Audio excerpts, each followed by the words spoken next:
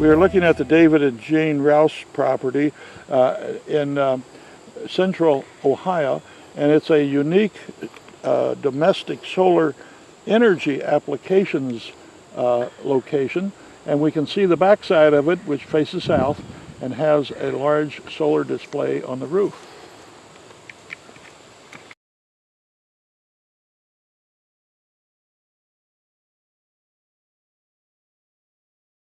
I don't think I have. Here is Jean and David, and they're inviting us into their home. Glad to have you. Welcome. Come on in. Good. It's too much. Hi, I want to welcome you again to the home. We built this home for environmental reasons. We were very interested in sustainable aspects and support of nature. And that's what led us to doing this home. In the process of doing it, would you like to add anything in that regard? Just our concern about the direction that the society is going, and becoming less and less concerned about our environment, and will there be anything left for grandchildren or great-grandchildren, and that we feel it's our duty to be good stewards of what God's given us. So that's kind of what started the main theory behind it. And so one major component of that is we felt it was important to conserve energy and resources, because the more we use, the more it took away from the world. And in conserving energy, the 5 things that we felt important and found to be important in that process, and that process is really a journey, not a destination. And those 5 things are to look at your overall environment to start with. The house, do you have only those things that you really need? And look at the design of that so that you can get as much good out of any one thing, so that it serves multiple purposes. It works together and supports. Right. Now we'd like to cover the 5 essential areas in designing a net zero home. We want to cover those in more detail so that you will know which ones you want to follow up on and go in more detail. The first area is the overall design of the house or home. There's no more effective way in producing a net zero home and having it energy efficient than to eliminate parts of the design that are not consistent with your lifestyle. One example of that is the traditional approach of a 5-bedroom or 4-bedroom home, which is a carryover or throwback from periods long ago when large families were critical.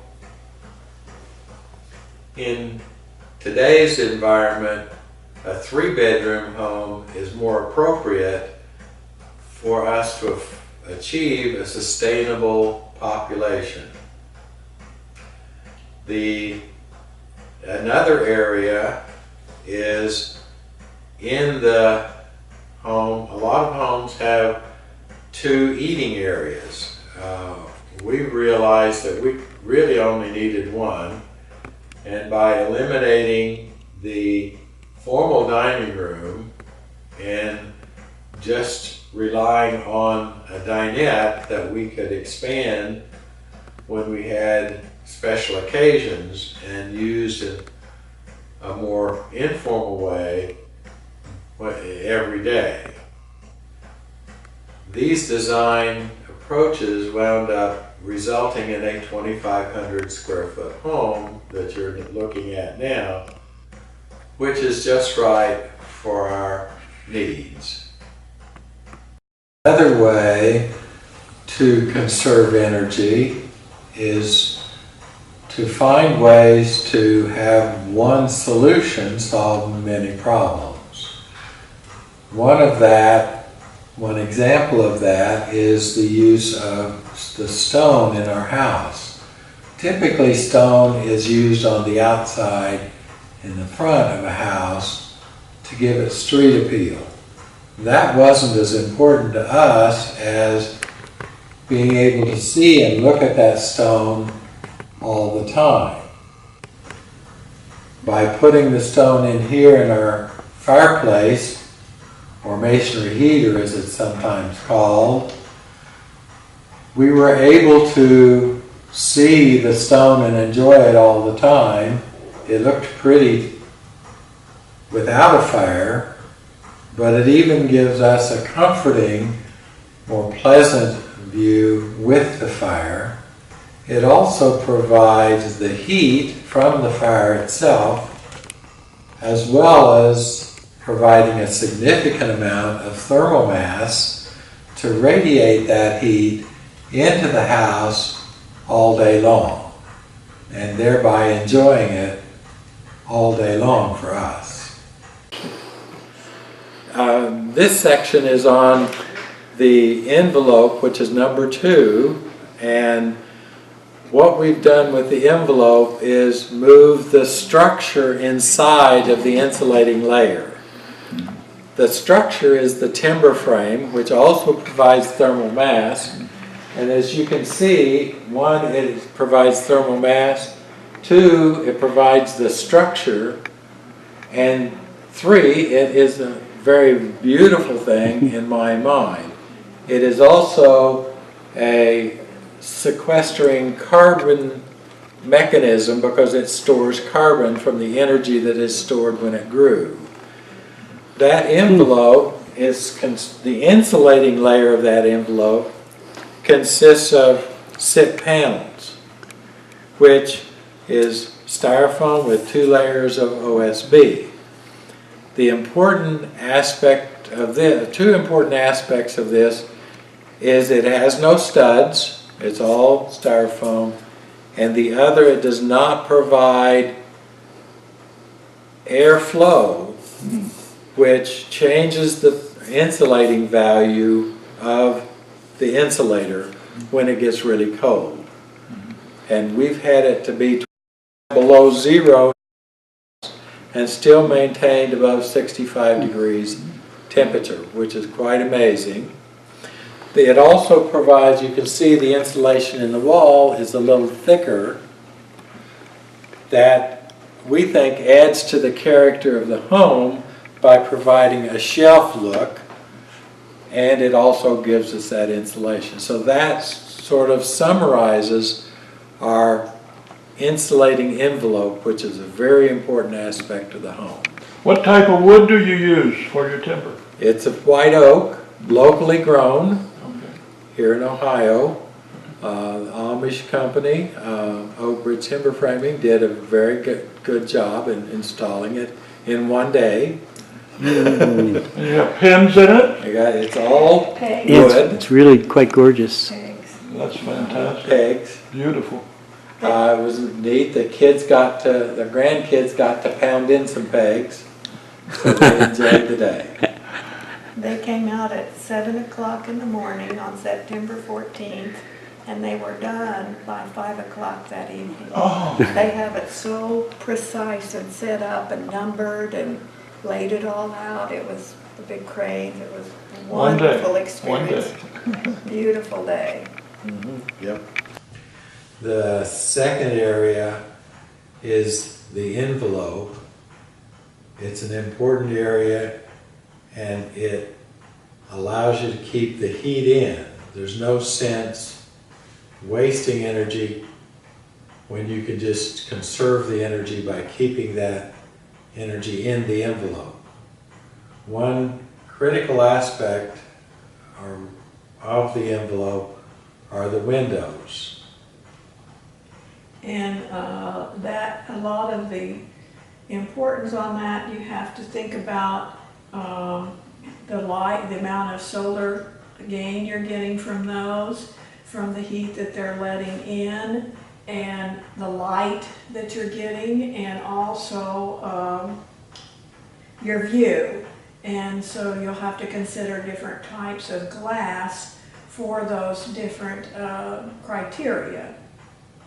Here we are in the basement, and we wanted to point out several things. The windows here are clear glass, dual pane windows, so that they can let in the most, collect the most amount of heat and light.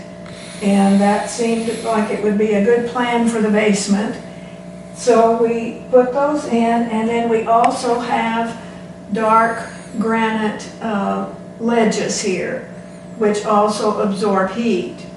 We painted the floor gray so it would absorb the heat that comes in, the light, and there's 2 inches of insulation underneath the 4-inch concrete floor, which also helps. It's a very nice light basement. There's no moisture or odor down here. When you come down, it's pleasant and you don't mind having to go to the basement.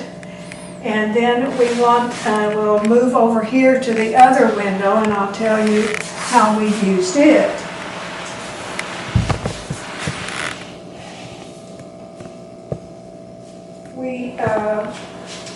Over here we have the same kind of glass, the dual pane clear to get passive solar, and again the dark granite.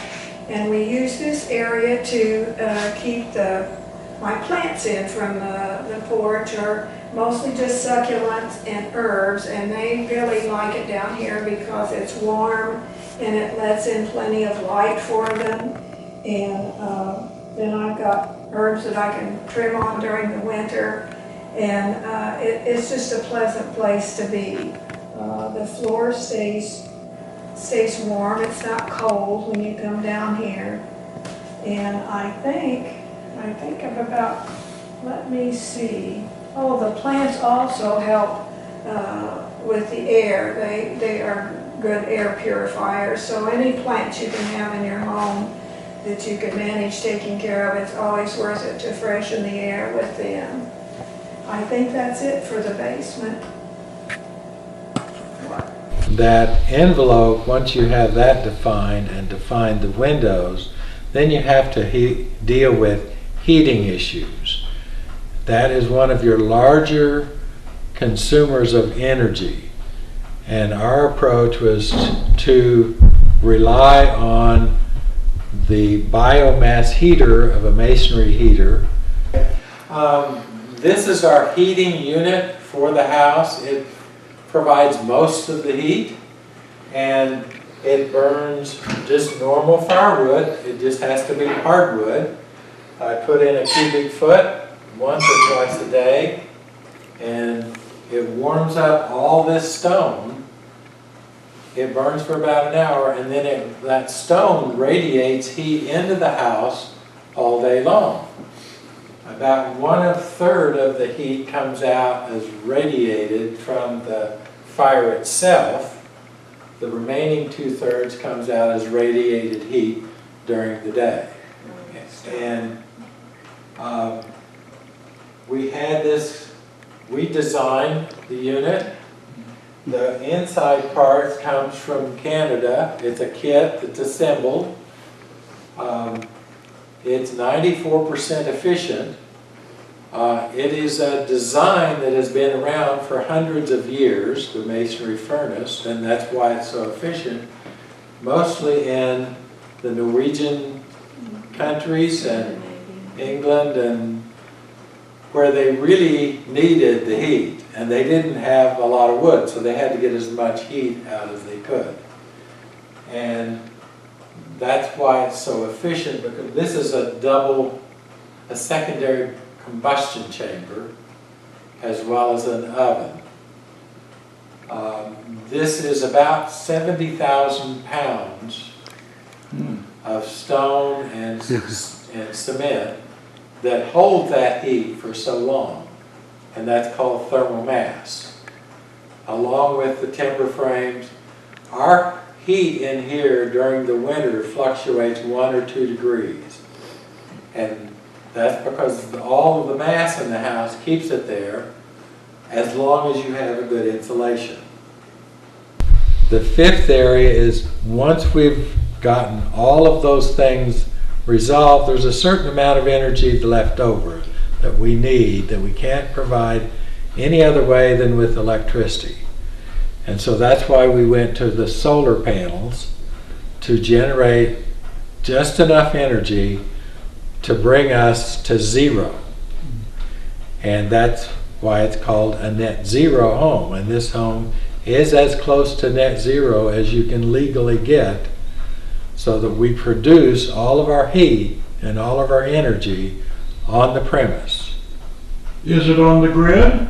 It is also on the grid. We'll go over numbers and all that sort of thing. We push energy out on the grid during the summer. We draw it back off during the winter. Hi again.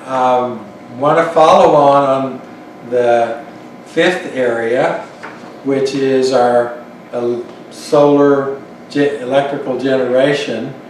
And the point that we are a net zero home, I just wanted to let you see a chart which takes the meter readings, which is right on the other side of this wall, and records them, and you can see how close we are on our generation versus our consumption.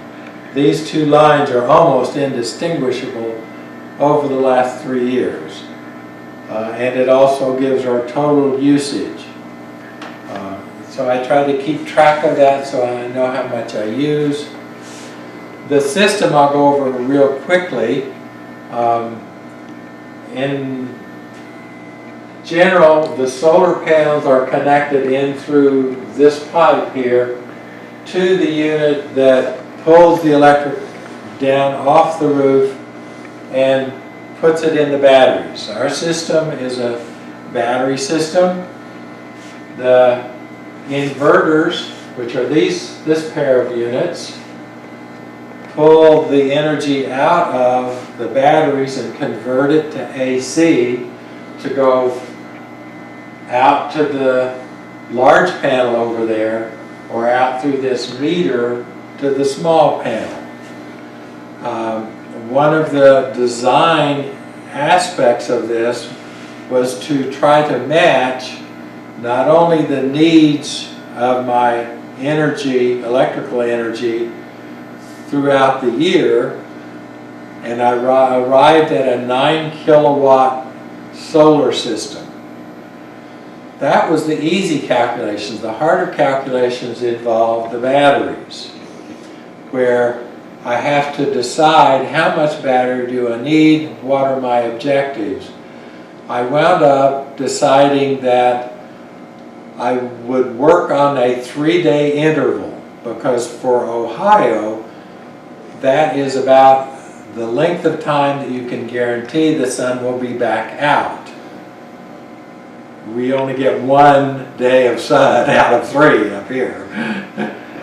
So my batteries are sized based on how much I use in our emergency panel to meet 3 days of consumption, of usage.